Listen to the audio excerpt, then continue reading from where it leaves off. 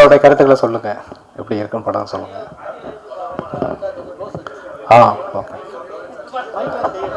Okay okay okay thank you sir. அண்ணா நான் mic தரேன் நான் கேள்விக்கு நான் மைக் தரேன். Okay director sir sound sir, படம் ரொம்ப நல்லா இருக்கு, அருமையா இருக்கு. ரொம்ப நன்றி. இந்த படம் எப்படி உருவானது, எங்கெங்க எடுத்தீங்க, இந்த நாட்டை பத்தி சொல்லுங்க, நீங்க யார்கிட்ட ஒர்க் பண்ணீங்க, அதை பத்தி கொஞ்சம் விரிவா சொல்லுங்க. நான் வந்து ஃபர்ஸ்ட் வந்து அர்ஜுன் சார் கிட்ட ஒர்க் பண்ணேன், பரசுராம் மதராசி. அப்புறம் சரண் சார் கிட்ட வந்து வட்டாரம் படம் ஒர்க் பண்ணேன். அதுக்கப்புறம் வந்து அப்படியே முயற்சிகள் போயிட்டே இருந்துச்சு. இப்போ நம்ம படம் பண்ணியிருக்கோம் சார். ஃபர்ஸ்ட் இந்த எல்லாருமே அதான அசிஸ்டன்ட் ஆக்டர்னால பெரிய ஒரு ஹீரோ வச்சு பண்ணணும், கமர்ஷியல் படம் பண்ணணும்னு சொல்லி தான் நம்ம எல்லாருமே அதுக்கான முயற்சிகள் தான் போயிட்டே இருக்கோம். அது அப்படி இப்படியே தள்ளி போய் சரி நம்ம ஒரு சின்ன பட்ஜெட்டில் நமக்கு தெரிஞ்ச ஒரு விஷயத்த நம்ம செய்வோம் அப்படிங்கிறதான் சரி நம்ம ஊரில் போய் நம்ம நல்லா நம்ம வாழ்வியலில் படம் பண்ணுவோம் அப்படின்னு சொல்லிட்டு நான் அதுக்கான கலைகள் தேடல் இருக்கிற போது தான் தெரிஞ்சுது நாம் எவ்வளோ தூரம் எவ்வளோ விஷயங்களை வந்து நம்ம மிஸ் பண்ணிக்கிறோம் அப்புறம் தான் தெரிஞ்சுது. ஏன்னா நம்ம வாழ்க்கையில் பின்னாடி சாதாரணமாக கடந்து வந்துடுவோம் ஒரு விஷயத்த. ஒரே ஒரு சம்பவம் தான் எனக்கு ரொம்ப மனசை உலுக்கி எடுத்துச்சு. அது ஒரு சின்ன சம்பவம் தான். எப்படின்னா ரொம்ப வெள்ளந்தியான மனிதர், எப்படி அந்த காட்டுக்குள்ள போய் வேலை செய்வார், தோட்டத்துக்குள்ள வேலை செய்வார். மற்ற எந்த வெளி உலக அறிவு கூட அவர் கிடையாது. போவாரு, காலையிலிருந்து சாயந்தரம் வரைக்கும் அந்த காட்டுக்குள்ள வேலை செய்வார், வந்துடுவார். மானாவாரி நான் தான், மானாவாரி இல்லைனாலும் அந்த கல்விகளை பொறிக்க போட்டு அப்படியே அந்த அவர் அந்த நிலத்தை தவிர எதுவுமே தெரியாது. அப்படிதான் அவர் வெள்ளந்தியா வாழ்ந்தாரு. ஒரு இடத்துல அந்த அவங்களுடைய பசங்க 2 பசங்க வந்து பேசாகி அவங்க ஒரு இடத்துல சரியா வேலைக்கு போகாம ஒரு இடத்துல அந்த நிலத்தை வித்துறாங்க. இது கூட அவருக்கு தெரியாது. ஏன்னா அவர் கூட்டிட்டு போறாங்க, கூட்டிட்டு போய் விசிட் ஆஃபீஸ்ல கூட்டிட்டு போய் விடுறாங்க. கூட்டிட்டு வந்து இந்த மாதிரி கடனாகி போச்சுப்பா, நீ கையெழுத்து போடு அப்படின்னு சொல்றாங்க. அப்போ கூட அவரு அப்படியா அப்படின்னு சொல்லிட்டு கையெழுத்து போட்டு வந்துடுறாரு. வீட்டுக்கு வந்துட்டு அது எப்பவும் போல மறுபடியும் வந்து அந்த நேரத்துலயே போய் மறுபடியும் வேலை செய்யறாரு. வாங்கினோமா வந்து சரி ஏதோ சரி கொஞ்ச நாளைக்கு எப்படிதான் இருப்பாரு அப்படின்னு சொல்லிட்டு விட்டுறாங்க. ஆனா தொடர்ந்து அதை வந்து அந்த அந்த அந்த நேரத்திலேயே அவர் வேலை செஞ்சுட்டே இருக்காரு. ஒரு இடத்துல அந்த நேரத்தை விட்டு அவர் வரல. கிட்டத்தட்ட எனக்கு தெரிஞ்சு ஒரு 10 வருஷம் அந்த நேரத்திலேயே இருந்தார். கிட்டத்தட்ட ஒரு அந்த கிராமத்துல இருந்து ஒரு 4-5 கிலோமீட்டர் இருக்கும். நம்மளால இன்னைக்கு 1 கிலோமீட்டர் போனாலே அவ்வளவு பயமா இருக்கும். அந்த 10 வருஷம் அந்த ஒரு பெரிய கள்ளிச்செடி இருக்கும், அதுக்குள்ளேயே படுத்துக்குவாரு, அதுக்குள்ளேயே அந்த நேரத்துக்குள்ளேயே இருப்பாரு. ஈரமான நேரத்தை பத்தி பேசுவார். இவ்வளவு விளைஞ்சது அவ்வளவு விளைஞ்சது, நீங்க அவ்வளவு எடுத்துட்டு போங்க இவ்வளவு எடுத்துட்டு. நைட்டு 12-1 மணி வரைக்கும் கத்திக்கிட்டே இருப்பாரு. வீட்டுக்கே வரல. சாப்பாடு கொண்டு போய் வைப்பாங்க, ஒரு சாமி சாப்பிடுவாரு, இல்லை சாப்பிட மாதிரி. இந்த மாதிரி அவர் இடத்துல மனப்பித்தலாகி அந்த நேரத்திலேயே இருக்காரு. ஒரு நாள் வந்து பாத்தீங்கன்னா அந்த சத்தம் வரல, எல்லாம் போய் பார்க்குற போது நிலத்தை செத்து கிடப்பாரு. ஸோ அந்த மனிதனோட கதை தான் நம்ம சொல்லணும்னு சொல்லி நம்ம அந்த கதை பண்ணியிருக்கேன். இப்போ நினைச்சா எனக்கு அது ரொம்ப உலுக்கி எடுக்கும். நம்ம என்னதான் வந்து கற்பனையாக சில விஷயங்களை செஞ்சாலும் நம்ம வந்து மறுவிக்குமா வழியா, ஆனால் உண்மையை தான் வந்து நம்ம வந்து இன்னும் நல்லா உலுக்கி எடுக்கும். அந்த சமம் எப்பவுமே எனக்கு வந்து ரொம்ப உலுக்கி எடுக்கும். ஸோ அந்த மனிதனுடைய கதை தான் நான் வந்து செய்யணும், பதிவு பண்ணணும் அப்படின்னு சொல்லிட்டு இந்த படம் கதை பண்ணேன். இந்த படத்தை விருதுகளுக்கு ஏதாவது அனுப்பிச்சிருக்கீங்களா? அனுப்பிச்சிருக்கேன் சார். ஓகே, இந்த படத்தோட கதாநாயகன் மிஸ்டர் கணேசன் தானே அந்த நல்ல பாடலாக நடிச்சவர்? பரோட்டா முருகேசனா? அவர் வரலையா? இல்லை சார், அவர் ஏதோ கொஞ்சம் அந்த மலேசியாவில் ஏதோ கொஞ்சம் ப்ரோக்ராம் இருக்கிறனால அங்கே இருக்காருனால வர முடியாமல் போயிடுச்சு. சரி, ஓகே, வாழ்த்துக்கள். Okay, thank you sir. Sir director sir, படம் ரொம்ப நல்லா இருக்குது. ஆனால் அந்த டைட்டில் நீங்கள் சொல்கிறப்பே சொன்னீங்க ஒண்டி முனியும் நல்ல பாடம். நல்ல படம். ஆமாம். ஆனால் டக்குன்னு படிக்கிறதுக்கு நானே இங்கிலீஷில் டைட்டில் வந்தப்போ நல்லா பாடணும் அப்படிங்கிற மாதிரி தோணுச்சு. கொஞ்சம் ஏதாவது மாற்றிருந்தா இன்னும் கேட்கல. அது எனக்கு அது உண்மையாலுமே அது நானும் கூட உணர்ந்தேன். நம்ம இன்னும் கொஞ்சம் எளிமையாக கொஞ்சம் டைட்டில் வச்சுருந்துருக்கலாமோ அப்படின்னு சொல்லி. என்னன்னா அந்த நம்ம எழுதுற போதும் சரி, நம்ம அந்த பார்த்த விஷயங்கள் அந்த மனிதரோட வாழ்ந்த போது கடைசியில் என்ன அந்த அந்த என்ன சொல்றதுன்னா அந்த கேரக்டர் வந்து நம்மளால வெளியே வர முடியல. அந்த அந்த மனிதரை நான் பார்த்து அதை எழுதுற போதும் சரி, நம்ம படமாக்கும் போதும் சரி, அதை அப்படியே நம்ம உள்வாங்கிறதுனால எனக்கு அது வந்து ரொம்ப ரிலேட்டடாக இருந்துச்சு. அந்த நல்ல படம் விட்டு என்னால் வெளியே வர முடியல. அந்த தாக்கத்தில் வச்சது தான் அந்த டைட்டில். அது மாதிரி படத்தில் வந்து சார் நல்லா காட்டிருக்கீங்க. ஆனால் பண்ணையார் தான் 2 பண்ணையாருங்கிறீங்க. உங்கள் பக்கம் வழக்கம்னு நினைக்கிறேன். பண்ணையார் அந்த சைடில் பண்ணாடியோட மனைவிகளுமா வேலையை வாங்கிட்டு கூலி கொடுக்காம அனுப்புவாங்க. அந்த அளவுக்கு காட்டணும். இல்லை, இது இன்னுமே அது வந்து என்ன எதுவுமே எங்கள் கற்பனை கிடையாது. நான் அங்கே ஒரு கேரக்டர் அப்படி தான் இருந்தாங்க. அவர் என்னன்னா வட்டிக்கு விடுவார். அவர் வந்து அந்த பண்ணாடி வந்து என்னன்னா வட்டிக்கு விடுவாங்க. நீங்கள் காலையில் சாயந்தரமோ மதியமோ போனீங்கன்னா வட்டி தர மாட்டார். ஈவினிங் காலையில் 7 மணிக்கு போகணும். அவர் தோட்டத்தில் வேலை செஞ்சுட்டு இருப்பார். அவரோட சேர்ந்து நீங்கள் வேலை செய்யணும். சாயந்தரம் வரைக்கும் வேலை செய்யணும். அப்படி யார் எத்தனை பேர் வேலை செய்யணும்? ஒரு நாளைக்கு 10 பேர் அந்த தோட்டத்தில் வேலை செஞ்சுட்டு இருப்பார். 10 நாள் 10 பேர் வேலை செய்வாங்க. சாயந்தரம் கூட்டிகிட்டு போய் வட்டி கொடுப்பாரு, ஃப்ரீயாக வேலை வாங்கிப்பார். இது வந்து உண்மையாக நடந்த ஒரு விஷயம் தான். எல்லாருக்குமே தெரியும் அந்த கிராமத்தில். அதான் அந்த கேரக்டர் கொண்டு வந்துடல. Correct sir. எல்லா பண்ணையாரும் அப்படியே எங்கள் ஊர் பக்கம் கொஞ்சம் நல்ல பண்ணையார்களும் இருக்காங்க சார். எல்லாருக்கும் நம்ம இருக்கோம். நம்ம அப்படி இருக்கிறவங்களையும் நமக்கு காமிக்கணும் இல்லையா, சொல்லணும் இல்லையா? அதுதானே சுவராசியமாக இருக்கும். அதே மாதிரி கதை ரொம்ப நல்லா பண்ணியிருந்தீங்க, நீட்டாக இருந்தது. இதே மாதிரி ஒரு கதை பார்த்துருக்குறோம், ஆனால் இந்த மாதிரி இல்லை. இது எக்ஸ்ட்ரானரியாக இருக்குது. நான் ஒரே ஒரு இடத்துல கதை அதை ஃபீல் பண்ணீங்களா நீங்கள்? ஏன்னா இந்த பையன்களோட சேர்ந்து 2 வீலரில் சுற்றுறாங்க ஃப்ரெண்ட்ஸுங்கெல்லாம். ஆனால் அப்போல்லாம் எங்கள் வீட்டு டம்ளரில் நீ குடிக்கணும்னு ஆசைப்பட்டு இறந்து அவங்க தான் உசிப்பு விடுறாங்க. டே வால் பார்க்குது வால். ஊரில் கிராமத்தில் வந்து பக்கத்து கிராமத்து பொண்ணு கூட யார் என்னங்கிறது தெரியும். அது சினிமாட்டிக்காக இருந்தது. அதை யோசிச்சிங்களா நீங்கள்? இல்லை சார். அது என்னன்னா இப்போ எங்கே அங்கே பிரிக்கிறாங்க அப்படின்னா, அந்த நிலத்தை பற்றி பேசிகிட்டு இருக்கிற போது அந்த தாசில்தாரும் பெரிய பண்ணாடியும் பேசிகிட்டு இருக்கிற போது அந்த இவங்க பேசிகிட்டு இருக்கிறது வந்து அந்த நிலவடனோட பையன் வந்து கவனிச்சிருவான். அப்போ கவனிச்சுனா அவனுக்கு ஒரு வேட்டி வைக்கிறேன் அப்படின்னா இவனை எப்படி பிரிக்க வைக்கிறது அப்படிங்கிற போது அந்த பசங்களுக்கிட்ட வந்து அந்த ஜாதியை சொல்லி பிரிச்சுட்டான் அப்படிங்கிறக்காக தான் அந்த வச்சுருக்கோம். ஏன்னா எல்லாத்துமே சுயநலம் தானே. சுயநலம் எங்கே வரும்போது அந்த ஜாதியை ஏதோ ஒரு ஜாதியை வந்து கருவியாக நம்ம பயன்படுத்திட்டோம்ல. இல்லை ஒண்டி முனியும் நல்லா பாடணும். நல்ல ஒரு தலைப்பு. இப்போ லேட்டஸ்ட்டாக பார்த்தீங்கன்னா கூழாங்கல், இந்த கொட்டுக்காளி, ஜமா அந்த வரிசையில் வந்திருக்கு. ஓகே, நன்றி சார். ஸோ நீங்கள் ஃபஸ்ட்டு டிஓபியை எப்படி செலக்ட் பண்ணீங்க? ஏன்னா அவருடைய கண் இதில் நல்லா வேற லெவலில் விஷுவல் காமிச்சிருக்காரு. சில இடங்கள்லாம் மலை மாதிரி காமிச்சிருக்காரு. சில ஷார்ட்ஸ்லாம் அவ்வளோ அழகாக பண்ணியிருக்காரு. நீங்களா கேட்டிங்களா அவரா ஃபிக்ஸ் பண்ணல? 2 பேருமே நல்லா டிஸ்கஸ் பண்ணிட்டோம். ஏன்னா கிட்டத்தட்ட அந்த நம்ம வந்து கதை பண்ணிவிட்டு அங்கே போய் கிட்டத்தட்ட ஒரு 2-3 மாதம் அங்கே வந்து லொக்கேஷன் சர்ச் பண்ணோம். அதில் தேடி அங்கே அந்த லொக்கேஷன் நம்ம எப்படி காமிக்கணும் அப்படின்னு சொல்லி 2 பேருமே மொபைல்லேயே ஃபஸ்ட்டு அந்த ஷார்ட் எல்லாம் கம்போஸ் பண்ணி பார்த்தோம். இந்த இடத்துல இருந்து இப்படி காமிக்கணும் அப்படின்னு சொல்லி அவரும் நானும் டிஸ்கஸ் பண்ணி தான் அந்த ஷார்ட்டை கம்போஸ் பண்ணோம். படம் முழுக்க கதை ட்ராவல் சூப்பராக இருக்குது. அந்த ஆடு போகிறது எல்லாமே. Okay sir. எந்த இடத்துலையும் சாங் வைக்கணும்னு தோணவே இல்லையா? இல்லை, எனக்கு இது சாங் வேண்டான்னு தான் தோணுச்சு. ஏன்னா ஒரு வாழ்வியலான ஒரு படத்தில் வந்து நம்ம வந்து ஒரு கமர்ஷியலாக சாங்கோ இல்லை ஃபைட்டோ வேண்டாம் அப்படிங்கிறதுனால தான் நான் அதை தவிர்த்துட்டேன். தவிர்க்கிறேன்னு கிடையாது, அந்த கதையினுடைய போக்கு அப்படியே இருந்துச்சு. ஆனால் அப்படியே விட்டுட்டேன். அவ்வளோ. டைலாக் ரைட்டர் யார் சார்? ஏன்னா லாஸ்ட்ல அந்த பையன் திருப்பி கேள்வி கேட்பான். ஆமாம் சார். அப்போ ஒரு வார்த்தை அவரால் பேச முடியலன்னு உடனே சின்ன கல்ல தொட்டா அப்படின்ற டைலாக் அந்த இடத்துல எம்ஆர் ராதா சொல்லியிருக்கா மாதிரி இருந்தது அந்த இடம். இல்லை, அது வந்து எங்கள் ஆயா என்னை அடிக்கடி திட்டுறது சொல்லும். என்னை அடிக்கடி என்னை சின்ன வயசில் நான் அதிகமாக குறும்பு பண்ணுவேன். அப்போ எங்கள் ஆயா வந்து என்னை அடிக்கடி அந்த மாதிரி சொல்லும். நிறைய இந்த படத்துல இந்த படத்துல நீங்க நாத்தியத்தை சொல்றீங்களா? நாத்திகம் அப்படிலாம் இல்லை சார். நாத்திகம்னு கிடையாது. இருக்கிறது என்ன நம்ம வந்து நேச்சுரல் நம்ம என்ன தோணுதோ அப்படிங்கிறத அது அப்படிதான் வச்சுருக்க வழியே. நான் நாத்திகமோ இல்லை ஆத்திகமாவோ போகல. இல்லை, நீங்க பகுத்தறிவாக நம்ம பண்ணியிருக்கோம். கிடா வெட்டுறத தப்புன்னு சொல்றீங்களா, ரைட்டுங்கிறீங்களா? கிடா வெட்டுறது வந்து அது வந்து நம்ம நம்பிக்கை தான் சார். கேட்டா நம்ம சாமி கும்பிட்றது நல்லதா இல்லை கெட்டதாங்கிறது வேறு விஷயம். நம்ம ஒவ்வொருத்தருடைய நம்பிக்கை தான் அது. இந்த படத்துல நீங்க என்ன சொல்லிருக்கீங்க?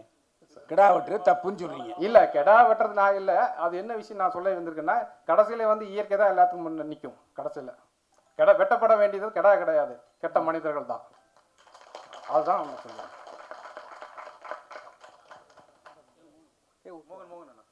சார், படத்தில் வந்து லாஸ்ட்டாக ஒரு சீன்ஸ் வச்சுருக்கீங்க.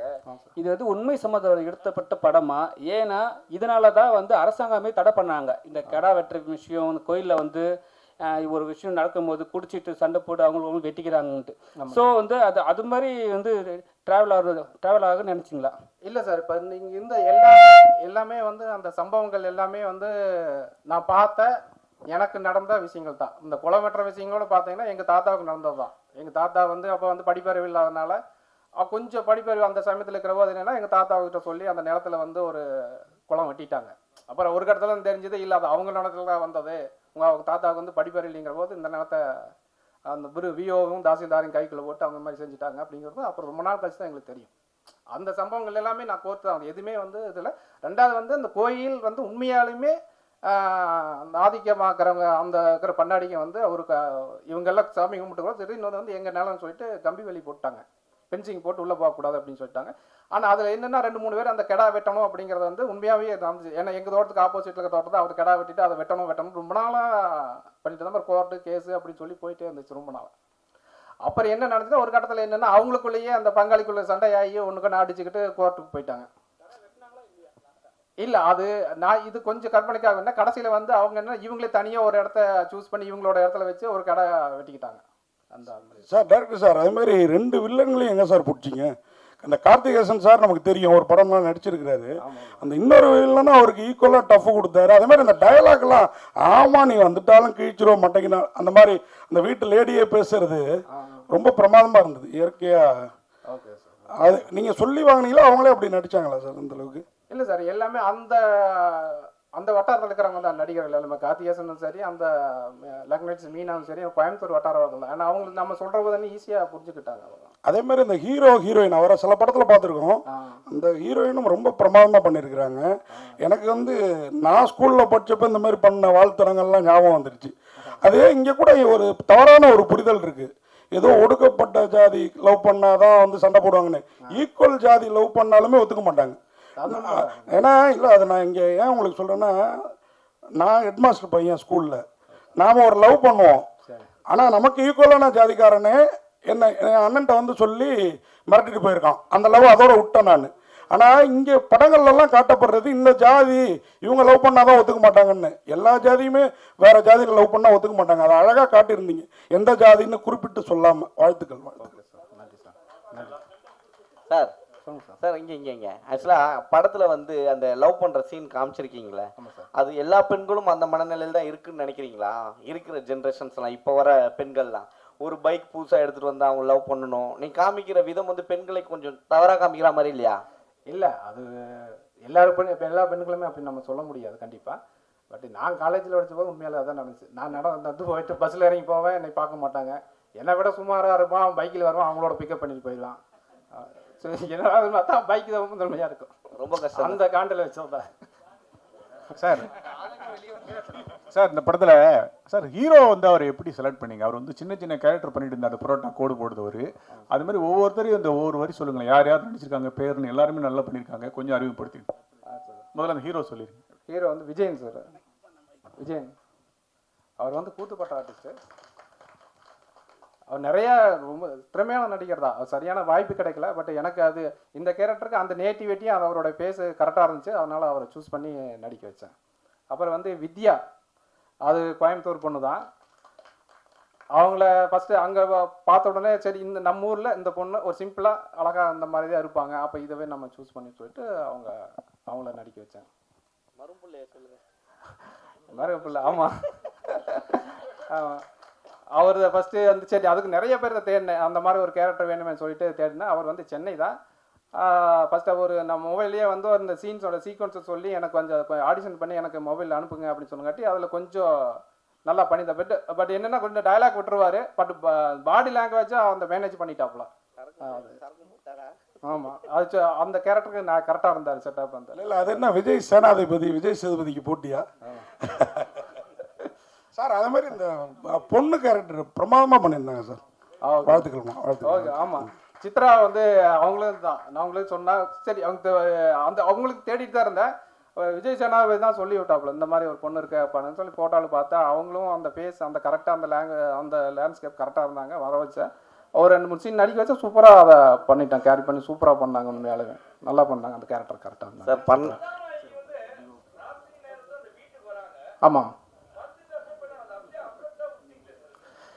இல்லை சார், இப்போ அவங்க என்னன்னா இவனுடைய சூழ்நிலை புரிஞ்சுக்கிடுச்சு. இப்போ நம்ம என்ன அப்பா வந்து எப்படியாவது அந்த கிடாய் வெட்டணுங்கிற தவிப்பு இருந்துட்டு இருக்காரு.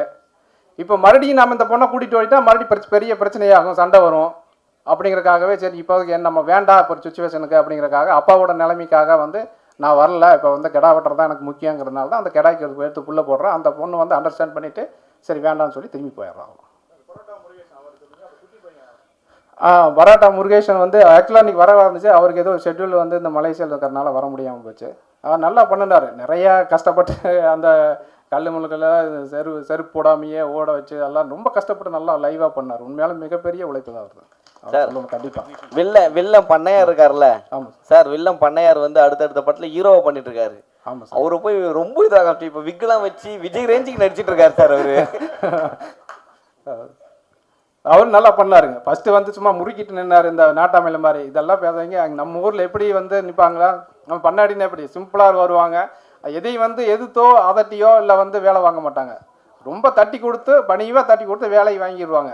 அந்த மாதிரி தான் அங்கே இருப்பாங்க. அதனால் நீங்கள் எதுவும் பண்ணாதீங்க, கேஷுவலாக அங்கே எங்கே இருப்பாங்களோ அதே மாதிரி பண்ணுங்க அப்படின்னு சொல்லி அவரை பண்ண வச்சார்.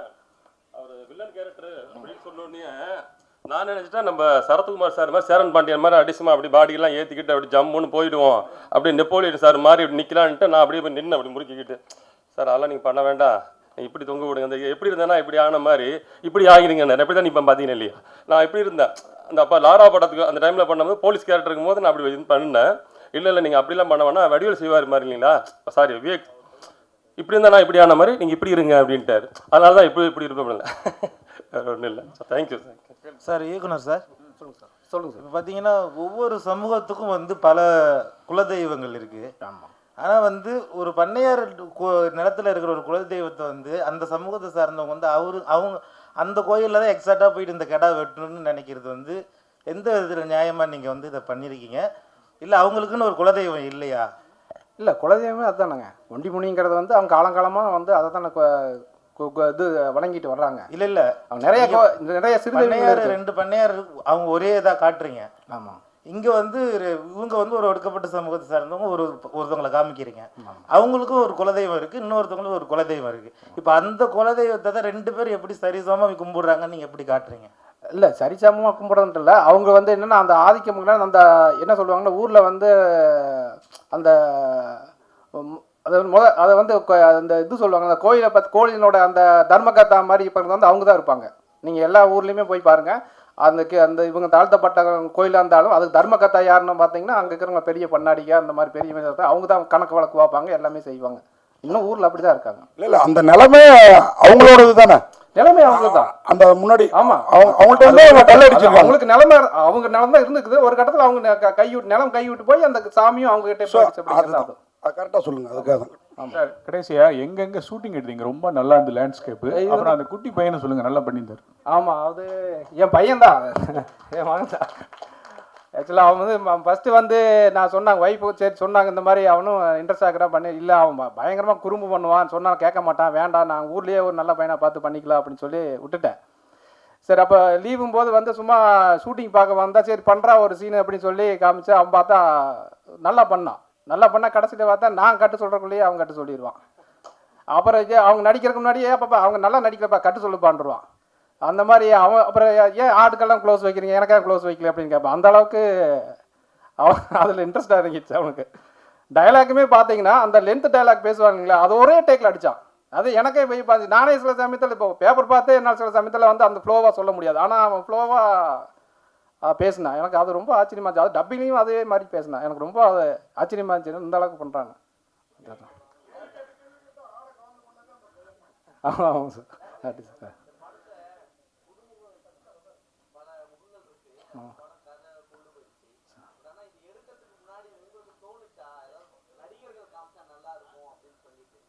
இல்லை ஃபஸ்ட்டு நம்ம பட்ஜெட்டாக போகிறபோது ஃபஸ்ட்டு அந்த மாதிரி தான் சொல்லி நான் பண்ணினேன். சரி இருந்தால் நல்லா இருக்குமே ஒரு, ஏன்னா இப்போ நம்ம கொண்டு போய் சேர்த்துறதுங்கிறது வந்து ரொம்ப முக்கியமாக தேட்டர்லையும் சரி வியாபார ரீதியாக கொண்டு போய் சேர்த்துறதுக்கு வந்து ஒரு ஆர்டிஸ்ட் இருந்தால் நல்லா இருந்திருக்குன்னு தோணுது. சில சமயத்தில் நம்ம ஒரு பட்ஜெட்டுங்கிற வரும்போது சரி ஓகே நம்ம முதல்ல ஒரு படம் எடுப்போம், நல்ல படமாக எடுப்போம், ஏதோ ஒரு விதத்தில் கொண்டு போய் நம்மளுக்கு ஒரு அட்ரஸ் ஒரு ஐடி கார்டு கிரியேட் பண்ண வேண்டும் அப்படிங்கிறக்காக தான் நம்ம அது பண்ணோம். ஏன்னா பட்ஜெட்டுங்கிற போது அதுக்கு வந்து நம்ம கருப்பிச்சாமி வந்து ரொம்ப ஹெல்ப் பண்ணார். ஏன்னா அது ரொம்ப, ஏன்னா அவர் ஷூட்டிங்கே வரமாட்டாப்புல மறுபடியும் நைட்டு ஃபோன் பண்ணி சொல்ல ஏங்க வரலைன்னா, ஏங்க நான் அங்கே வந்துட்டு அங்கே யாருங்க காலையில் கறந்துச்சா கடன் வாங்க போகிறது, கடன் வாங்கி தான் கடைசி அனுப்பணும் அப்படிம்பாரு. அந்த அளவுக்கு எனக்கு சில சமயத்தில் ஐயோ இது ஏன் அவர் கொண்டு வந்து மாட்டி விட்டோமே, ஐயோ தப்பாக போயிடுச்சோ அப்படின்னு சொல்லி கூட நைட்டு நான் ரொம்ப ஃபீல் பண்ணிக்கிறேன். ஆனால் அதெல்லாம் இல்லாமல் தொடர்ந்து வந்து அதை வந்து பண்ணி இந்த அளவுக்கு கொண்டு வந்து விட்டது வந்து மிகப்பெரிய எனக்கு நன்றி சொல்லணும். அவர் கருப்பிசாமியும் சரி அமராவதி இணை தயாரிப்பாளரும் சரி நான் சொல்லணும், கண்டிப்பாக நன்றி. அப்புறம் வந்து டிஓபி சார் வந்து ரொம்ப கூட இருந்து அவ்வளோ கோஆப்ரேட்டாக பண்ணி நம்ம என்னென்ன டிஸ்கஸ் பண்ணி என்னென்ன பண்ணணுமோ, ஏன்னா ரெகுலராக அந்த ஃபார்மேட் இல்லாமல் கொஞ்சம் லேண்ட்ஸ்கேப் வந்து கொஞ்சம் நல்லா வேர்ல்டு லெவலில் அது பண்ணணும் அப்படிங்கிறதுக்காக 2 பேரும் டிஸ்கஸ் பண்ணி பண்ணியிருக்கோம். ஓரளவுக்கு அந்த அது கொண்டு வந்திருக்கோம். அதுக்கு அவருடைய தான் பங்களிப்பாக பெருசாக இருந்துச்சு. அவருக்கு ரொம்ப நன்றி. அதுக்கடுத்து பார்த்தீங்கன்னா மியூசிக் டேரக்டர் நம்ம சொல்லணும். மியூசிக் டேரக்டர் கிடச்சி எல்லாம் முடிச்சு மியூசிக் டேரக்டர் கொண்டு வரும்போது என்னன்னா, அவர் ரீல் கொடுத்து அனுப்புவேன், அவர் பண்ணி எனக்கு கொண்டு காமிப்பார். இல்லை சார் இது வேண்டாம் நல்லா இல்லை அப்படின்பேன். சரி ஓகே மறுபடியும் எப்போ வேணும் மறுபடியும் ஒன்று போடுவார், இல்லை வேண்டாம்பேன் மறுபடியும் ஒன்று போடுவார்.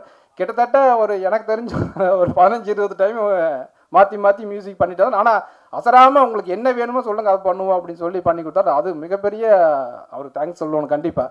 அந்த எந்த டைம்லையுமே அவர் முகம் காமிக்கல. சரிங்க சார் ஓகே பண்ணிக்கலாமே, ஓகே உங்க எப்படி வேணும் அப்படின்னு சொல்லி அது ஒவ்வொரு டைமும் நமக்கு மாற்றி மாற்றி அதை பிடிச்சா நல்லா ஒரு மிகப்பெரிய அந்த பேக்ரவுண்ட் மியூசிக் வந்து ரொம்ப சூப்பராக இருந்துச்சு. ஏன்னா அந்த வட்டார வழக்கில் இருக்கிற அந்த சவுண்டை அப்படியே கொண்டு வந்தார். அது ரொம்ப யூஸ்ஃபுல்லாக இருந்துச்சு. அது சரி. அப்புறம் எடிட்டர் சார் அவரும் படாத பாடு படுத்திருக்காரு. ஏன்னா போவோம் ஒரு வேஷன் போடணும், அப்புறம் நைட்டு காலையில் வந்து இல்லை வேண்டாம் சார் அந்த ஷாட்டு வேண்டாம் அது வேறு ஷாட்டு போய் போவோம், இல்லை இது வேண்டாம் அப்படின்னு சொல்லி கிட்டத்தட்ட மாற்றி மாற்றி மாற்றி மாற்றி பண்ணிகிட்டே இருப்பேன். அவர் என்னங்க அவர் சொல்லுவார் கூட நடிச்சவங்கள்ட்ட என்னங்க வராரு வந்து மறுபடி மாற்றி மாற்றிட்டே இருக்கிறாரு. கிட்டத்தட்ட ஒரு 6-7 மாதம் வந்து நம்ம அதை ஃபில்டர் பண்ணி கொண்டு வரும்போது அவரும் கூட இருந்து அவ்வளோ தூரம் ஹெல்ப் பண்ணார். உண்மையாலுமே அவருடைய பங்களிப்பும் மிகப்பெரிய இந்த படத்துக்கு வந்து சப்போர்ட் தான். டைரக்டர் சார் நீங்கள் வருத்தப்பட்டீங்க இந்த படத்தில், அதாவது கேட்டாரு அதனால சொன்னீங்க ஒரு பிரபல முகம் இருந்தால் பிஸ்னஸ்க்கு நல்லா இருக்கும்ட்டு.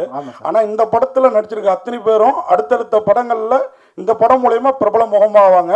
உங்களுக்கும் பெரிய வெற்றி வாய்ப்புகள் அடுத்தடுத்து வரும். குறிப்பா கேமராமேன், எடிட்டர், நடிச்சிருக்கிற அத்தனை பேரும் அந்த சின்ன பையன் தொடங்கி அதுக்கு மனசு தளர விடாதீங்க. பிரமாதமா இருக்கு படம். வாழ்த்துக்கள். ரொம்ப நன்றி சார். வாழ்த்துக்கள் சார். வாழ்த்து. ஓகே.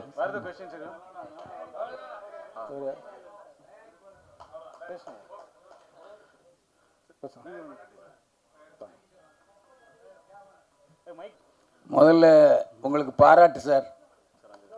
ரொம்ப நன்றிங்க. அதாவது சினிமாவை பற்றிய அறிவு உங்களுக்கு எந்த அளவுக்கு இருக்குது? நான் வந்து பார்த்தீங்கன்னா பரம்பரையாகவே எங்கள் சித்தப்பா வந்து நாடக டைரக்டரு.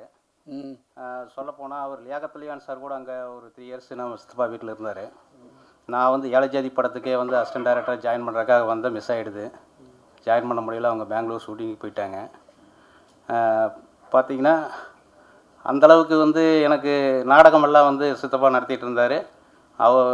அதுக்கு பெரிய ஒரு கதை அது அந்தளவுக்கு இருந்துங்க. இப்போ எப்படின்னா நானும் இவர் டைரக்டர் 2 பேருமே ரூம்மேட்டு சென்னையில். கிட்டத்தட்ட 2000க்கு முன்னாடி ஒரு 4-5 வருஷம் இருந்தால். அப்புறம் மேரேஜ் பண்ணுறதுக்கு லேட் ஆச்சுன்னு சொல்லிவிட்டு நான் வீட்டுக்கு போயிட்டேன். போனதுக்கப்புறம் இங்கே மேரேஜ் பண்ணிவிட்டு இங்கே வர முடியல. திரும்ப உரக்கடை வச்சு தொழில் பண்ணிகிட்ருக்கேன். அந்த பிஸ்னஸ் கொஞ்சம் இன்ட்ரெஸ்டிங்காக ஜாலியாக லைஃப் ஒரு வித்தியாசமாக போயிட்டு இருந்துச்சு. அப்புறம் ஒரு படம் பண்ணலான்னு சொல்லிட்டு ப்ரொடியூசர் தேடிட்டு இருக்கும்போது நம்ம அணுகுனார். பார்த்தா கிடைக்கல. சரி நம்மளே பண்ணிடலான்ட்டு பண்ணோம். அவர் அமராவதின்னு சொல்லிட்டு அவர் விவசாயி. அவர் நம்ம கடைக்கு வருவார். ஒரு 10 வருஷமாகவே வந்தார்னா எப்போ சென்னை போகலன்னு ஒரே வாரத்தையும் கேட்பார், போயிடுவார். இது வந்து எதாச்சியாக அமைஞ்சதுனால சரி நான் என்ன சப்போர்ட் பண்ண முடியுமா பண்ணலான்னாரு. அவர் பண்ணார். இன்றைக்கி வந்து இந்த படத்தை இந்த அளவுக்கு கொண்டு வந்து நிறுத்தியிருக்கிறோம்னா அது வந்து இவர் டைரக்டரோட நம்பிக்கை. அவர் பண்ணுவாருங்கிற நம்பிக்கை எனக்கு நல்லா தெரியும். ஏன்னா அவர் கூட ரொம்ப வருஷமாக பழகியிருக்கிறேன். எக்ஸ்ட்ரா திறமை இருக்குது அவருக்கு. ஆனால் இந்த அளவுக்கு ஸ்க்ரீன் ப்ளே பண்ணியிருப்பாரா, இந்த அளவுக்கு டைலாக் பண்ணியிருக்க முடியுமா அப்படிங்கிறது வந்து எனக்கே ஆச்சரியமாக தான் இருக்குது. ரொம்ப சூப்பராக பண்ணியிருக்கிறாரு. அதுக்கு ரொம்ப நன்றியை தெரிவிச்சுக்கிறேன். உங்களுக்கும் மீடியா நண்பர்களுக்கும் பத்திரிகை நண்பர்களுக்கும் ரொம்ப நன்றி தெரிவிச்சுக்கிறேன். இதனுடைய எதிர்காலம் உங்கள் கையில் தான் இருக்குது. நீங்கள் உங்கள் சப்போர்ட் ரொம்ப தேவை. நன்றி. இதில் நீங்கள் போட்ட முதலீடை எப்படியாவது மீட்டலாங்கிற நம்பிக்கை உங்களுக்கு எப்போ வந்துச்சு? படம் வந்து உங்களுக்கு எடுக்கும்போது ஓரளவுக்கு நம்பிக்கை இருந்து, அதாவது போயிருங்கிற நம்பிக்கை இதெல்லாம் இல்லை. ஆனால் கண்டிப்பாக ஜெயிச்சிருவோங்கிறது தெரியும். ஆனால் இந்த அளவுக்கு வருங்கிறது எனக்கு தெரியல. இப்போ இந்த டப்பிங் பேசும்போது இதெல்லாம் வந்து அந்த டயலாக் டெலிவரியில் வரும்போது எல்லாம் சொல்லுவாங்க, இந்த எடிட்டிங் பண்ணும்போது படம் நல்லா வந்திருக்குன்னு சொல்லுவாங்க. சரி பரவாயில்ல ஏதோ வந்திருக்குது அப்படின்னு தான் நினச்சிட்டு இருந்தேன். அப்புறம் படத்தை போட்டு பார்க்கும்போது தான் தெரிஞ்சுது படம் ஓரளவு நல்லா இருக்குது, எல்லாத்துக்குமே பிடிக்கும். யாருமே பார்த்தவங்க யாருமே வந்து பிடிக்கலன்னு ஒருத்தர் கூட வந்து பிடிக்கலன்னு சொல்லிட்டு போகல. நல்லா இருக்குதுன்னு தான் சொன்னாங்க. ஒரு சிலர் வந்து ரொம்ப சூப்பராக இருக்குது அப்படிங்கிற மாதிரி சொல்லும்போது எனக்கு ரொம்பவே சந்தோஷமாக இருந்தது. ரொம்ப தேங்க்ஸ். சாரி சார், ஒருத்தரை மிஸ் பண்ணிட்டேன். விகடன் வந்து நம்ம ரொம்ப அருமையாக நடித்தார் உண்மையாலுமே. விஜய் டிவியில் வந்து அடுத்த வடிவேலுங்கிற ஒரு ப்ரோக்ராமில் அவர் தான் வந்து பிரைஸ் வாங்கினார். அவங்க ரொம்ப நல்லா பண்ணாப்புல, ரொம்ப திறமையான நடிகர். ஒரு நாளைக்கு கண்டிப்பாக வந்து பெருசாக வருவார். ரொம்ப நன்றி.